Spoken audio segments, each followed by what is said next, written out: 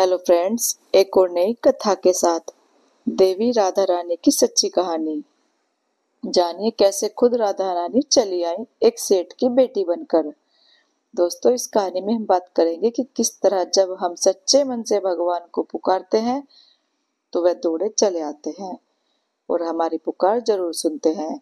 दोस्तों, भगवान को भी अपने एक सच्चे भक्तों की उतनी ही जरूरत होती है जितनी हमें भगवान की। तो आज मैं आपको बताऊंगी कि अगर आपके जीवन में किसी चीज का अभाव है तो उसी जगह भगवान का भाव प्रकट करके आप जीवन से उसकी कमी दूर कर सकते हैं और आपकी परेशानी बहुत जल्दी माफ हो जाएगी। तो दोस्तों, आज हम बात करते हैं कि किस तरह बरसाना गांव में एक सेठ की पुत्री बनकर खुद राधा रानी आई। तो दोस्तों, एक बार की बात है, बरसाना गांव में एक सेठ रहता था जो बहुत धनी था। उसके 3 पुत्र थे, परंतु उसकी कोई पुत्री नहीं थी।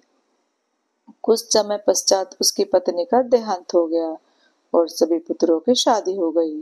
सभी पुत्र अपने कार्य में व्यस्त रहने लगे। अपने बच्चों में अपनी पत्नी के साथ सेठ के दिल की बात सुनने वाला कोई नहीं था। सेठ को शुरू से ही इस बात का बहुत दुख था कि उसकी कोई पुत्री नहीं है, लेकिन अब उसकी पत्नी की मृत्यु के बाद उसको यह दुख और सताने लगा और वह इस बात को लेकर परेशान रहने लगा कि उसकी कोई पुत्री नहीं है।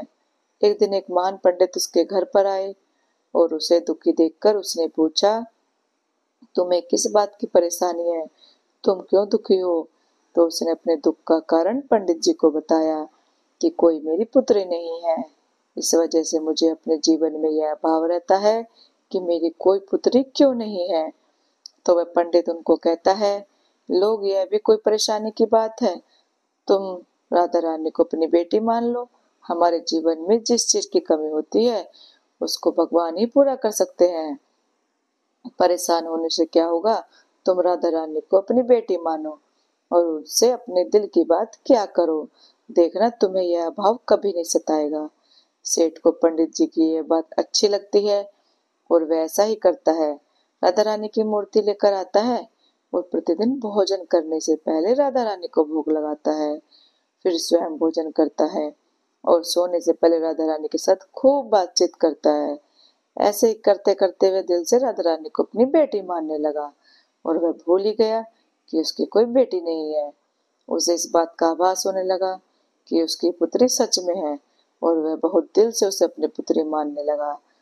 जब तक वह बात न करता, उसे भोजन न खिलाता, उसका मन नहीं लगता और जब वह बात करता तो उसके मन को बहुत संतुष्टि मिलती, जैसे पता नहीं क्या मिल गया हो। तो दोस्तों, एक दिन सेठ के घर पर एक चूड़ी बेचने वाली मनहरन आती थी और वह उसकी बहू को चूड़ियां पहना कर जाती थी।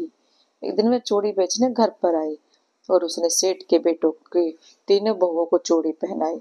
उसके साथ जब सेठ की बहू चूड़ी पहनकर चली गई तो उसके सामने एक और कन्या आई और उसने कहा, मुझे भी चूड़ियां पहना दो।